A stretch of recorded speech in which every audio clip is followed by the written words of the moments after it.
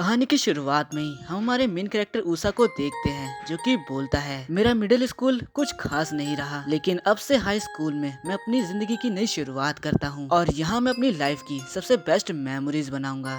तभी वो लाइब्रेरी में एंटर करता है और उसकी नजर लास्ट बेंच पर बैठी हुई एक लड़की पर जाती है जो कि बुक पढ़ रही होती है। उस लड़की को देखते ही ऊषा को उस पर क्रश आ जाता है और वो सोचता है, काश काश ये स्कूल लाइफ टाइम मैं उस लड़की के साथ बिता पाऊँ। लाइब्रेरी में बुक्स को रखते हुए भी वो सारे टाइम बस उस लड़की को ही देख रहा था। तभी उसका दोस्त उसके पास आता है और बोलता है, काम जल्दी खत्म करो, हमें जल्दी घर भी जाना है। और वैसे तुम अकेले रहने वाले हो ना? जिस पर उसका खुश होते हुए बोलता है, हाँ बिल्कुल। तो क्या तुम्हें पता है कि तुम्हारा कॉम्प्लेक्स कौन सा है? नहीं मुझे नहीं पता, लेकिन मैंने मैनेजर से बात कर ली है और मैं उसे देखने ही जा रहा हूँ। अब वो स्कूल से कॉम्प्लेक्स की तरफ जाते हुए बोलता है, मैं बस एक फ्री लाइफ चाहता हूँ और ये जगह कितनी अच्छी है। यहाँ पर भले ही पुरानी बिल्डिंग्स हैं, लेकिन ये जगह काफी अच्छी है। एक ऐसी आजाद जिंदगी जहाँ पर कोई मुझे रोक टोक करने वाला नहीं होगा और यहाँ मैं जैसे चाहे वैसे रह सकता हूँ। तभी वो देखता है कि एक अजीब सा आदमी स्कूल की जाली से अंदर को झाँक रहा होता है और तभी वो सोचता है कि उसे पुलिस को बुला लेना चाहिए। तभी वही अजीब सा आदमी बोलता है, ऊषा कुन, तो ये तुम हो? ऊषा डर जाता है और हैरान होता है कि आखिर इसे मेरा नाम कैसे पता। वो आदमी काफी अजीब होता है और उससे पूछता है, क्या तुम्हें भी ग्रेड स्कूल पसंद है? ऊषा उससे बोलता है, क्या तुम थोड़े से पागल हो? तभी यहाँ एक पुलिस वाला आ जाता है और वो बोलता है, आखिर यहाँ क्या चल रहा है? और जब ऊषा उस आदमी के बारे में उसे बताता है तो वो उसे पकड़ लेता है और इस मौके का फायदा उठाकर ऊषा यहाँ से भाग जाता है। पीछे से वो आदमी चिल्लाता रहता है, ऊषा कुन, मेरा इंतजार करो। अब ऊषा एक कवाई कॉम्प्लेक्स के पास पहुँच जाता है जहाँ एक ओल्ड लेडी उससे पूछती है, आखिर क्या हुआ बेटा? अब वो ग्रैंड माँ ऊषा को अंदर ले आती है और कॉम्प्लेक्स घुमाने लगती है और अब उससे पूछती है, तो क्या तुम चाय पहले लोगे या अपना रूम पहले देखोगे? जिस पर ऊषा बोलता है कि मुझे अपना रूम पहले देखना है। अब ऊषा देखता है कि रूम तो काफी ज्यादा बड़ा है। तभी वो ओल्ड लेडी यानी वो ग्रैंड माँ बीच में एक पर्दा लगा देती है और बोलती है, ऐसे ये 2 रूम बन जाते हैं। क्या बोल रहे हो ये आप? क्या मेरे साथ एक रूममेट भी रहेगा? तभी पीछे से वही अजीब आदमी कर बोलता है, ये अच्छी बात नहीं है ऊषा, तुमने मुझे वहाँ अकेला छोड़ दिया। ऊषा उसको देखकर डर जाता है और काफी ज्यादा हैरान हो जाता है और बोलता है, प्लीज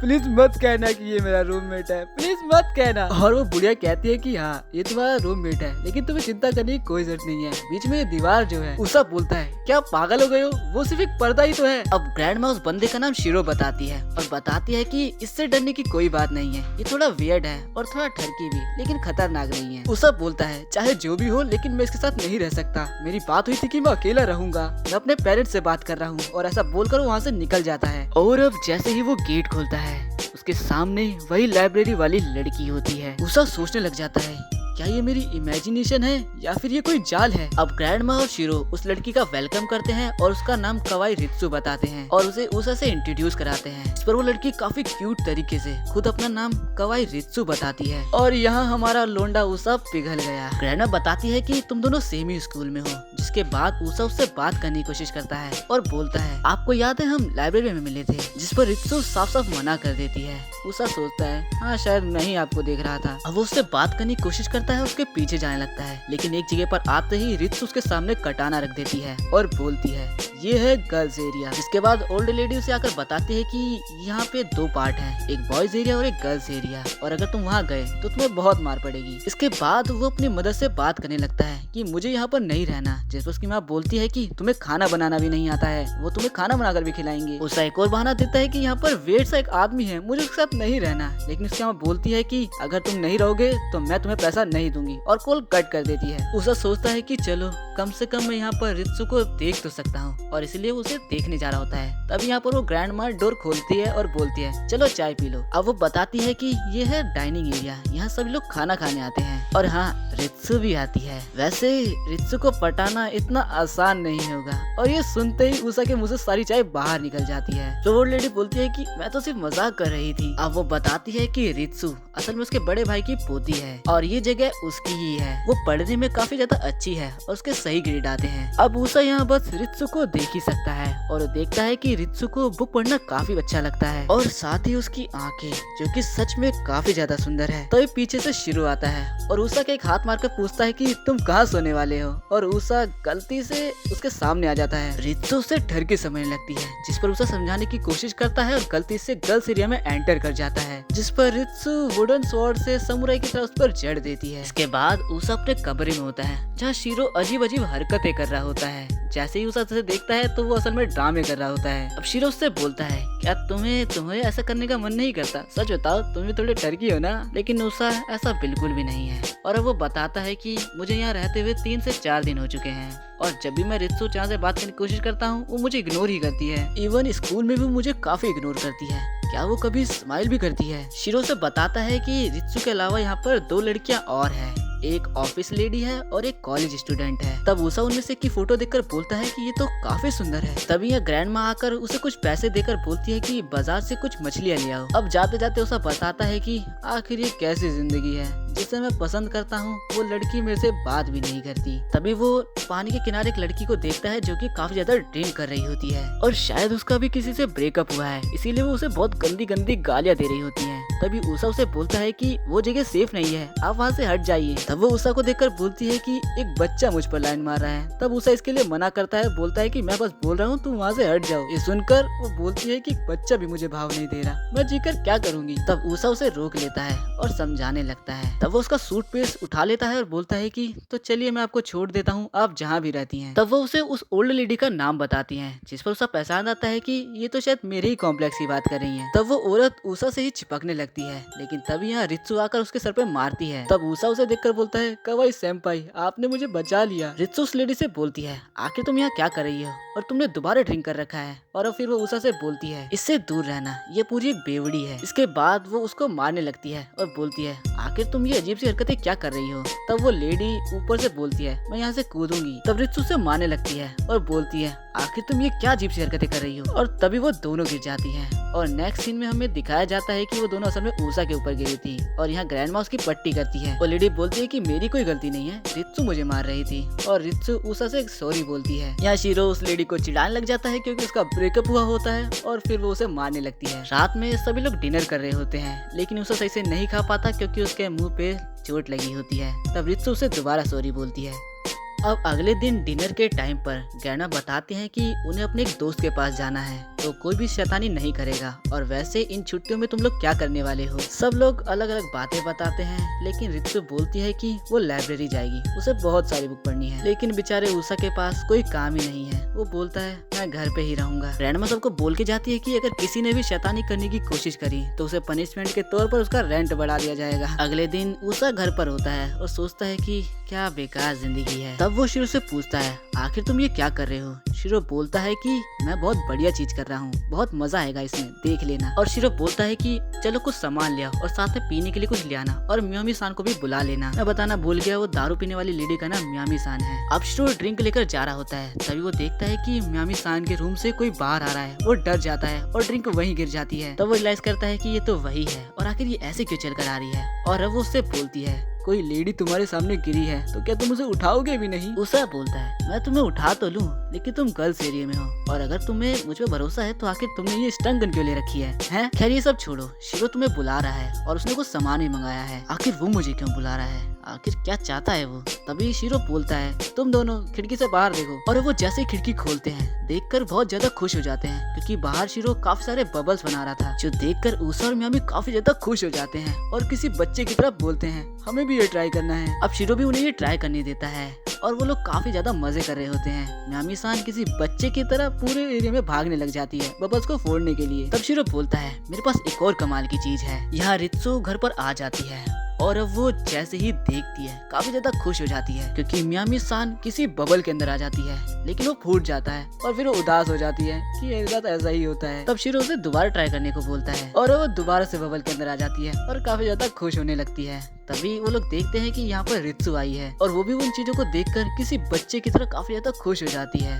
तभी उषा उससे बोलता है, क्या तुम भी ये ट्राई करना चाहोगी। लेकिन रित्सु मना कर देती है और उषा का मुंह ही लटक जाता है। लेकिन थोड़ी देर बाद रित्सु बाहर आकर पढ़ने लगती है और बोलती है, मेरा बस मन कर रहा है कि मैं यहाँ बैठकर पढूं। अब वो लोग बोलते हैं कि तुम ज्यादा बहाने मत करो, आकर ट्राई करो। जिसके बाद रित्सु भी ट्राई करती है और वो काफी ज्यादा खुश होती है।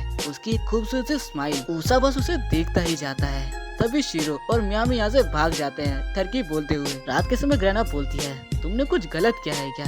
उसा बोलता है, मैंने ऐसा कुछ नहीं किया। और हम देखते हैं कि उसके गाल पर एक चाटे का निशान होता है। अगली सुबह वो बाहर बैठा होता है और सभी लोग कपड़े सुखा रहे होते हैं। तब ग्रैना बताती है कि आज लॉन्ड्री डे है और सभी को अपने कपड़े धुलने हैं। और अब वो अपने कपड़े लेकर आता है तो उसे कुछ बड़ा मिलता है। उसे लगता है कि क्या ये वही तो नहीं और कहीं ये रित्सु का तो नहीं। तभी शिरो आकर उसे झट से उठा लेता है और देखने लगता है और हाँ ये वो नहीं होता। तब उसा देखता है कि शिरो ने तो असल में टॉवल्स को लपेट रखा है। और तब शिरो बताता है कि उसने अपने सारे कपड़े धोने में डाल दिए। उसा बोलता है, तुम काफी अजीब हो यार। उसके बाद वो भी अपने कपड़े ले आता है जहाँ शिरो अपने स्कूल के टाइम की बातें बता रहा होता है कि वो ऐसा था वैसा था। तभी यहाँ रित्सु एक चादर लेकर आ जाती है। तब ग्रैंडमा उसे बोलती है कि इसे यहाँ रख दो और वो उससे बातें करने लगती है और उसे बताती है कि देखो उसा को, उसने कितनी जल्दी इन सबको अपना दोस्त बना लिया और क्या तुम्हें उन्हें ज्वाइन नहीं करना? रित्सु साफ मना कर देती है। तब वो उसा को बुलाकर उन दोनों से बोलती है कि पीछे वाले कमरे से जाकर कर्टन ले आओ। और अब वो दोनों कर्टन लेने चले जाते हैं जहाँ पर उसा कुछ बोल ही नहीं पा रहा होता है। तब वो बोलता है, तो आपको बुक पढ़ना बहुत पसंद है सैम्पाई? जिस पर रित्सु हाँ करती है। तब उसा बोलता है कि मैंने आपको बस लाइब्रेरी में ही देखा है, तो क्या आप किसी बुक ही आपकी दोस्त हैं? और शायद इस पर रित्सु थोड़ा बुरा मान जाती है और बोलती है, मे भी हाँ शायद वही मेरी दोस्त है। उसा को रियलाइज होता है कि उसने क्या बोल दिया है और वो थोड़ा हिचकता है, बात क्योंकि खत्म हो चुकी थी। और वो रित्सु से बात करने की कोशिश करता है और उसके पीछे चलते चलते उसे मनाने की कोशिश करता है। तभी बाहर वो एक नजारा देखते हैं जहाँ पर शिरो एक पोज में खड़ा रहता है और उसके कपड़े उड़ रहे होते हैं। और ये देखकर रित्सु और उसा दोनों को ही हंसी आ जाती है और अब शिरो अजीब से पोज देने लग जाता है और उन दोनों को समझ ही नहीं आता और वो दोनों काफी जोर जोर से हंसने लग जाते हैं लोटपोट होकर और बस हंसते ही जाते हैं। लेकिन किसी को ये समझ नहीं आता कि ये दोनों हंस क्यों रहे थे। ऐसे ही सुबह से शाम हो जाती है। हम एक कमरे में देखते हैं जहाँ मियामी सान उसा से बोलती है, क्या तुम ये करना चाहते हो? नहीं मियामी सान, मैं ऐसा नहीं करना चाहता। और अब हम देखते हैं कि असल में मियामी सान बोलती है, क्या तुम हॉरर मूवी देखना नहीं चाहते? नहीं, मैं नहीं देखना चाहता, तुम्हें देखनी पड़ेगी। और इसमें वो शिरो को उसके बहुत करीब पहुंचा देती है। शिरो मेरे ऊपर से हटो, मैं क्या करूं भाई, इसने मुझे पकड़ रखा है। तभी अचानक से ग्रैंडमा आती है और उन सबको हटा देती है। अब मियामी बताती है कि मैं बस यहाँ से जा रही थी, मैंने इन दोनों को खेलते हुए देखा तो मैंने भी इन्हें ज्वाइन कर लिया। ये कैसा ज्वाइन करना हुआ रे? अब मियामी हॉरर मूवी देखने के लिए बोलती है और वो ओल्ड लेडी भी इसके लिए मान जाती है और उसा की इससे फट जाती है। और वो ओल्ड लेडी रित्सु से ही बोलती है, चलो मूवी देखते हैं। रित्सु मना करने लगती है लेकिन वो ओल्ड लेडी उसे ले ही आती है। रूम में आते ही रित्सु देखती है कि पूरा कमरा हॉरर से सजा हुआ है। वो ये देखकर डर जाती है और बाहर जाने लगती है। लेकिन फिर वो देखती है कि पूरी गैलरी में भी हॉरर सीन क्रिएट किया गया है। तब मियामी पीछे से बोलती है कि तुम्हारा कमरा तो सबसे आखिर में है, अगर कोई आ गया तो तुम मर जाओगी। और फिर डरते हुए रित्सु को जबरदस्ती फिल्म को देखना पड़ता है। कमरे में सभी लोग हॉरर मूवी को देख रहे होते हैं लेकिन रित्सु कोने में बैठकर छुपते हुए उसको देख रही होती है। उसा रित्सु को कंसोल कर रहा होता है और समझाता है कि आपको डरने की कोई जरूरत नहीं है। तभी एक नॉर्मल सीन आता है। उसा बोलता है कि सेम्पाई आप अभी देख सकते हो, अभी बस नॉर्मल सा सीन आ रहा है। और जैसे ही रित्सु देखती है उस सीन में भूत आ जाता है और रित्सु और उसा काफी ज्यादा डर जाते हैं। लेकिन इन तीनों को बहुत मजा आ रहा होता है। उसा रित्सु से सॉरी बोलता है और बोलता है कि मुझे नहीं पता था कि ऐसा कुछ हो जाएगा। रित्सु बहुत ज्यादा रोने लगती है और उसा को लायर बोलती है, पर उसा को वो बहुत ज्यादा क्यूट लगती है और वो उससे सॉरी बोलता है। अब मूवी खत्म हो जाने के बाद किसी को भी मजा नहीं आता क्योंकि वो इतनी भी हॉरर नहीं थी। और अब वो लोग दूसरी हॉरर मूवी देखने की बात करने लगते हैं। तब रित्सु बोलती है कि उसे टॉयलेट जाना है। मियामी सान उसके साथ जाती है और उससे बोलती है, तुम आके इतना डरती क्यों हो? तो रित्सु बोलती है, मुझे डर नहीं लगता। मियामी बोलती है कि देखो तुम्हें डरना नहीं चाहिए और अपने गार्ड को कभी डाउन मत करा करो। तभी अचानक से उनके सामने कोई आ जाता है और वो दोनों काफी डर कर चिल्लाती हैं और ये सुनकर उसा उनकी तरफ दौड़ता है। तभी वो लोग देखते हैं कि असल में यहाँ एक लड़की होती है जो कि यही रहा करती है और अब वो उससे मिलती है। अब वो लड़की बोलती है, तो तुम यहाँ पर नए रहने आए हो, तुमसे मिलकर खुशी हुई उसा, मेरा नाम सयाका है। पीछे से मियामी सान बोलती है कि उसा इसके जाल में मत फंसना, ये बहुत कमीनी है। उसा को लगता है कि ये तो नॉर्मल है। मियामी बोलती है कि तुम यहाँ नहीं थी ना तो हम लोग काफी ज्यादा क्लोज हो चुके हैं। और ये सुनकर उसे काफी ज्यादा गुस्सा आता है। लेकिन जैसे ही उसा उसे मुड़कर देखता है वो खुश हो जाती है। तब उसा को समझ में आता है कि ये भी कोई नॉर्मल नहीं है। अगले शाम स्कूल से घर आते ही उसा देखता है कि उसने जो साइकिल खरीदी थी वो आ चुकी है। उसने अपने सारे बचाए पैसों से ये साइकिल खरीदी है। तभी मियोमी उस साइकिल को लेकर भाग जाती है और उसा उस पर काफी ज्यादा गुस्सा करने लगता है। तभी साइकिल के साथ एक रोप आई होती है। उसे समझ में नहीं आता कि आखिर इसके साथ क्या करना है। तभी शिरो उस रोप को लेकर साइकिल के कैरियर पर बांध देता है। ये देखकर उसा को उस पर गुस्सा आने लगता है। तभी यहाँ रित्सु और सयाका आ जाते हैं और उसा उनका वेलकम करता है। अब दोनों देखते हैं कि उसा ने साइकिल ली है। तभी सयाका उसा से बोलती है, वैसे तुम दोनों एक ही स्कूल में जाते हो ना, तो उषा तुम इसे साइकिल से स्कूल लेकर जा सकते हो। और उषा इसके लिए झट से मान जाता है, लेकिन रित्सु इसके लिए मना कर देती है। और जब वो कैरियर पर रस्सी बंधी देखती है तो उसे और गुस्सा आता है और अब वो साफ मना कर यहाँ से चली जाती है। बेचारा उषा फिर से उदास हो जाता है। तभी सयाका बोलती है, तुम रीचा को पसंद करते हो ना। इस सुनकर काफी हड़बड़ाहट में उषा बोलता है, ऐसा कुछ नहीं है, मैं तो बस उसे जानना चाहता हूँ क्योंकि हम एक ही स्कूल में हैं। मन में सोचता है कि कहीं ने कुछ पता न चल जाए और ऐसा बोलकर यहाँ से चला जाता है। अब अगली सुबह रित्सु और उषा दोनों स्कूल जाने के लिए निकलते हैं। तब रित्सु उषा की साइकिल की काफी तारीफ करती है। सुनकर उषा काफी ज्यादा खुश होता है और फिर वो एक बार दोबारा से पूछता है, क्या आप मेरे साथ मेरी साइकिल पर चलना चाहोगी स्कूल। तब रित्सु काफी गुस्से में उसे मना कर देती है और बोलती है कि मैं कभी भी तुम्हारी साइकिल पर नहीं जाऊंगी। इससे हमारे उषा का दिल एक बार और टूट जाता है और वो काफी उदास मन से रित्सु को बाय बोलकर यहाँ से चला जाता है। तब पीछे से रित्सु बोलती है, नहीं, ऐसा नहीं है कि मैं तुम्हारे साथ स्कूल नहीं जाना चाहती, बस ये बहुत एम्बैरेसिंग होगा। हम देखते हैं कि असल में सयाका पीछे से रित्सु की मन की बात बोल रही होती है और मियामी ये सुनकर हंस रही होती है। सभी लोग रित्सु पर पीछे से हंस रहे होते हैं और उसके मजे ले रहे होते हैं। इससे रित्सु काफी ज्यादा गुस्से में आ जाती है और बोलती है, तुम्हें पता है ये कॉम्प्लेक्स मेरा है और ये ग्रैंड माँ बस यहाँ पर रखवाली करती है और इसीलिए मैं तुम सभी का 50% रेंट बढ़ा देती हूँ। रेंट की बात सुनकर सभी लोगों को शौक लगता है और सभी पत्थर के बन जाते हैं और रित्सु से माफी मांगने लगते हैं। स्कूल के अंदर उषा लाइब्रेरी के बाहर खड़ा होता है और उसकी हिम्मत नहीं होती कि वो अंदर चला जाए और अब वो जैसे तैसे कर अंदर आता है। तभी सेम्पाई यानी कि रित्सु उसे बुलाती है और उससे सुबह के लिए माफी मांगने लगती है और बोलती है कि मुझे माफ कर दो, मैंने तुम पर चिल्लाया, मैं बस तुम्हारे साथ साइकिल पर नहीं आ सकती क्योंकि मुझे चलते हुए बुक को पढ़ना बहुत पसंद है और वैसे भी तुम मेरे साथ ही रहते हो। और ऐसे ही वो काफी चीजें बोलती है और कंफ्यूज हो जाती है। तब उषा बोलता है कि ठीक है सेम्पाई, मैं समझ गया। तो तुम समझ रहे हो ना मैं क्या कहना चाहती हूँ। हाँ सेम्पाई, मैं समझ गया। ठीक है, तुम वैसे ही जैसे नॉर्मल बिहेव करते थे वैसे ही करना और अपना ध्यान रखना। और ऐसा बोलकर यहाँ से चले जाती है। उषा मन में सोचता है कि क्या मैं इससे उनके क्लोजर आ पाया। अब शाम के टाइम घर पर उषा को कमरे से काफी आवाजें आ रही होती हैं और जैसे वो गेट खोलता है तो देखता है कि सभी लोग अंदर मजे कर रहे हैं। सीरो नीचे गिरा हुआ है। तब मम्मी बोलती है, आखिर तुम ऐसे क्या देख रहे हो मुझे। लेकिन वो देखती है कि असल में वो उसे देख ही नहीं रहा, वो तो सेम्पाई यानी रित्सु को देख रहा है और पूछता है, आखिर आपको क्या हुआ, आप क्यों रो रही हो। मुझे कुछ नहीं हुआ, रित्सु से कुछ नहीं बताती और उठकर यहाँ से चली जाती है। उषा को कुछ भी समझ नहीं आता आखिर रित्सु रो क्यों रही थी। तभी मियामी को कॉल आता है लेकिन वो उठाती ही नहीं है और ऐसे ही काफी बार उसका कॉल आता है पर वो उठाती ही नहीं है। तब उसे मैसेज आता है और वो देखकर खुश हो जाती है और तब सबको पता चल जाता है कि ये पक्का उसके एक्स का होगा। वो सबको बताती है कि मैं उसके पास वापस नहीं जा रही, बस उसका मैसेज है, मैं इतनी गधी नहीं हूँ कि मैं उसके पास वापस जाऊँ। उषा बोलता है, ये पक्का दोबारा फंसेगी, देख लेना। सयाका बाकी सब समझाते हैं कि लड़कों के मामले में तुम काफी इजी हो जाती हो, ऐसे तो तुम फंस जाओगी हर बार। तभी उसका कॉल आता है और उससे बात करने के लिए मियामी बाहर चली जाती है। तब रित्सु अंदर आती है और बोलती है, आखिर वो इतनी खुश क्यों हो, ऐसा भी क्या हो गया। उषा बताता है कि उसके एक्स बॉयफ्रेंड यानी उस गधे का कॉल है, ये पक्का फंसेगी, देख लेना। तब रित्सु बोलती है, अच्छा मैं समझ गई और ऐसा बोलकर वो आगे चली जाती है। आखिर वो क्या समझ गई। अगली सुबह मियोमी मेकअप कर रही होती है और सभी उसको देख के हैरान होते हैं कि आखिर ये इतनी खुश क्यों है और मेकअप क्यों कर रही है। तभी उसको कॉल आता है और वो बाहर बात करने के लिए चली जाती है। यहाँ उषा और बाकी सब बात करते हैं कि मियोमी का दोबारा कटेगा और आखिर एक ही लड़के के साथ ये 3 बार रिलेशनशिप में कैसे आ सकती है। तब वो देखता है कि शीरो ने एक गन बनाई है। शीरो बताता है कि जब मियोमी डंप हो जाएगी तब मैं उसको ये गन दूंगा और वो खुश हो जाएगी। अब सुबह से शाम हो जाती है और उषा घर आता है और देखता है कि मियोमी बिल्कुल रेडी होकर किसी के साथ डिनर पर जा रही है। तो बोलता है, अच्छा तो तुम उसी 3 टाइमर के साथ दोबारा डिनर पर जा रही हो, तुम्हारी प्रॉब्लम क्या है,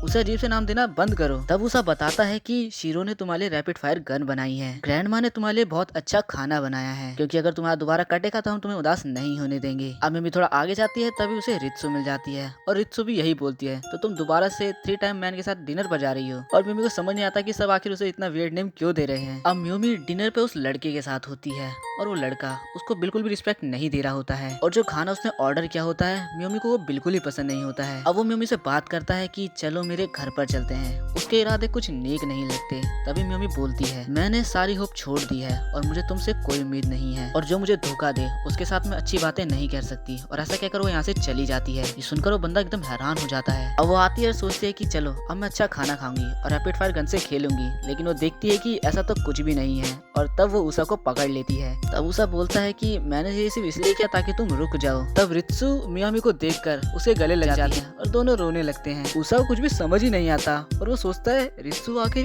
इतनी इमोशनल कैसे हो गई। तब रित्सु बताती है कि असल में मैं जो बुक पढ़ रही हूँ उसके अंदर भी इसकी जैसी एक बेवकूफ कैरेक्टर है। तब सभी लोग उषा को बताते हैं कि कभी कभार रित्सु बुक से कुछ ज्यादा ही इंस्पायर्ड हो जाती है और एकदम कनेक्ट हो जाती है। अब अगली शाम उषा घर आ रहा होता है तब वो देखता है कि एक लड़का सयाका को परेशान कर रहा है और सयाका बोलती है मेरा हाथ दर्द हो रहा है, मुझे छोड़ो। तभी सयाका उषा को देखकर उसके पीछे छुप जाती है और उससे मदद मांगने लगती है। तो वो बंदा उल्टा उषा से काफी गुस्से में पूछता है आखिर तुम्हारा रिलेशन क्या है इस लड़की के साथ। तब उषा घबराते हुए बोलने लगता है कि हम तो बस सेम अपार्टमेंट में रहते हैं और कुछ नहीं। लेकिन सयाका थोड़ी हरामी है, वो यहाँ बोलती है कि मैं तो बस इसे प्यार करती हूँ। ये सुनकर उस बंदे को गुस्सा आ जाता है क्योंकि शायद सयाका उस बंदे के साथ प्यार का नाटक कर रही थी और अब वो सारा गुस्सा उषा के ऊपर उतारने वाला होता है। वो बस उसे मुक्का मारने वाला ही होता है कि तभी उसके पीछे एक बुक उसे आकर लगती है। सब देखते हैं कि ये तो रित्सु है। तब रित्सु बहाने मारते बोलती है कि ये तो हवा से उड़ के तुम्हें लग गई और फिर बोलती है कि यहाँ से हटो, मुझे अंदर जाना है। उषा भी उसके पीछे पीछे जाने लगता है लेकिन वो लड़का उसे पकड़ लेता है और अब वो दोबारा उसे मारने वाला होता है कि यहाँ शिरो आ जाता है, वो भी एक पुलिस वाले के साथ, या ये कहो कि पुलिस वाला शिरो को यहाँ पर ले आया है। अगले सीन में सभी खाना खा रहे होते हैं और तब शिरो बताता है कि वो असल में ना अडल्ट कॉमिक पढ़ रहा था। तब एक पुलिस वाला आया और उसने उसे पकड़ लिया और अब यहाँ पे सयाका उषा से माफी मांगने लगती है और उषा उसे बोलता है कि तुम्हारी गलती नहीं थी। तभी मियामी बोलती है ये इसकी ही गलती थी, ये हमेशा ही लड़कों के दिल के साथ खेलती रहती है, तो एक न एक दिन इसके साथ ऐसा होना ही था। और तब ग्रैंडमा भी उसको डांटने लगती है, जिसके बाद सयाका अपनी गलती मानते हुए उषा से माफी मांगने लगती है। लेकिन मियामी को अभी उस पर गुस्सा आता है कि आखिर वो ऐसा कर कैसे सकती है। तब शिरो बीच में बोलता है कि अगर सयाका तुम अपना मेकअप हटा लोगी तो वो लड़का भी तुम्हें भाव बिल्कुल नहीं देगा। और इस बात पर सयाका गुस्से में शिरो को बहुत गंदी तरह से मारती है। अब सब सोने जा रहे होते हैं तभी उषा रित्सु को थैंक यू बोलता है उसकी जान बचाने के लिए और उसकी काफी ज्यादा तारीफ करने लगता है, जिससे रित्सु का फेस रेड हो जाता है। तब उषा पूछता है आखिर आपका चेहरा लाल क्यों हो गया है। तब रित्सु चिल्लाकर बोलती है क्योंकि तुम चुप नहीं हो रहे, बस मैंने कहा ना हो गया, और फिर वो चली जाती है। और यहाँ उषा को लगता है कि वो शर्मा रही है। तभी यहाँ सयाका कर अपनी गंदी चाल चलती है और उषा को कुछ इस तरह से बताती है ताकि उसे लगे कि रित्सु उसे पसंद करती है। तब थोड़ी देर बाद मियामी उससे बोलती है तुम अपनी गंदी चाल चलना बंद नहीं करोगी ना। और तभी यहाँ पे ग्रैंडमा आकर बोलती है अब मुझे तुम पर गुस्सा आ रहा है सयाका।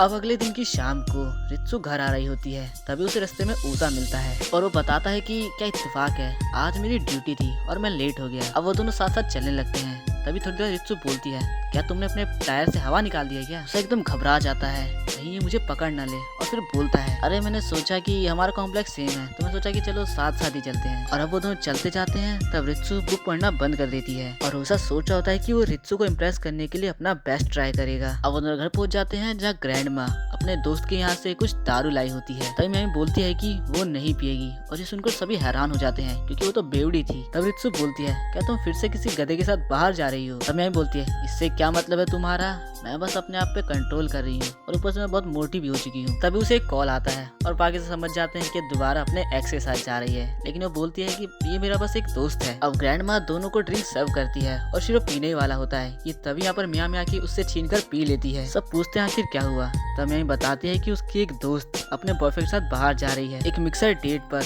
और मुझे ले जाने के बजाय वो मुझे एडवाइस दे रही है कि मुझे अपना वजन कम कर लेना चाहिए और मुझे एडवाइस कम ताने ज्यादा लग रहे हैं, इसीलिए मैंने सोच लिया है कि मुझे ऐसे दोस्ती नहीं चाहिए। अब थोड़े टाइम तक दारू पीने के बाद मियामी बोलती है तुम्हें पता है लड़कियों के पास बहुत सारे दोस्त होते हैं लेकिन सिर्फ कुछ ही करीब रह जाते हैं। इस बात पर सयाका भी एग्री करती है।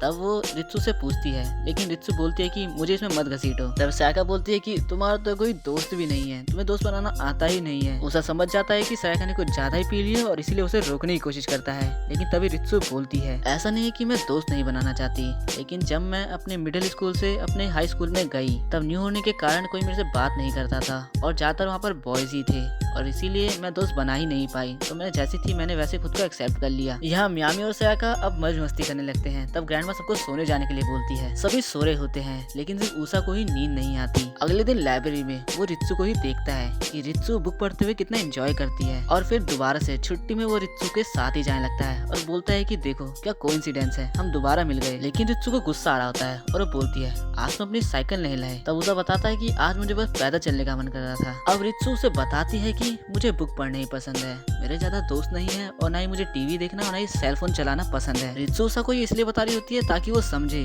और अपना चले जाए और उसे बुक पढ़ने दे, लेकिन उषा बिल्कुल इसके उल्टा समझ लेता है। उसे लगता है कि ये लोनली है और मेरे को अपना दुख बता रही है। ऐसे ही वो बार उसे हिंट देती है, लेकिन उषा हमेशा उसका उल्टा ही समझता है और उसे लगता है कि उसका इंप्रेशन बनते जा रहा है। लेकिन रित्सु को अब उषा नॉर्मल नहीं बल्कि बहुत वियर्ड लग रहा होता है। और अब दोनों घर पहुंच जाते हैं जहाँ पे ग्रैंडमा उनका वेलकम करती है। यहाँ उषा तो काफी खुश होता है, लेकिन रित्सु बहुत उदास होती है क्योंकि वो बिल्कुल पक चुकी थी उषा से। और इसके बाद से हर दिन हर जगह उषा रित्सु से चेप ही रहता और इससे रित्सु बिल्कुल पक जाती है और अब बोलती है कि मैं स्कूल जा रही हूँ। उषा बोलता है कि मेरा इंतजार तो करो सेंपाई। यहाँ मियामी को सायाका पर गुस्सा आ रहा होता है क्योंकि उसकी वजह से ही ऐसा हुआ है। अब छुट्टी के टाइम उषा वेट कर रहा होता है, लेकिन वो देखता है कि रित्सु अभी तक आई नहीं और इसीलिए वो रित्सु को ढूंढता हुआ एक बुक स्टोर में चल जाता है और वहाँ उसे रित्सु मिल भी जाती है। तभी रित्सु को दो लड़कियां आवाज देती है और उसे डराते हुए बोलती हैं, हमने तुम्हें मिडिल स्कूल से नहीं देखा है। उषा समझ जाता है कि ये रित्सु की दोस्तें हैं और अब रित्सु उनसे बातें करने लगती है और उसकी दोस्तें अब जाते हुए रित्सु से उसका नंबर एक्सचेंज कर लेती है और बोलती हैं कि साथ में बात करेंगे। अब उनके जाने के बाद रित्सु उषा को देख लेती है और घबराते हुए यहाँ से भागने लगती है। उषा रित्सु के पीछे से सेंपाई चिल्लाते हुए उसका पीछा करने लगता है। तब रित्सु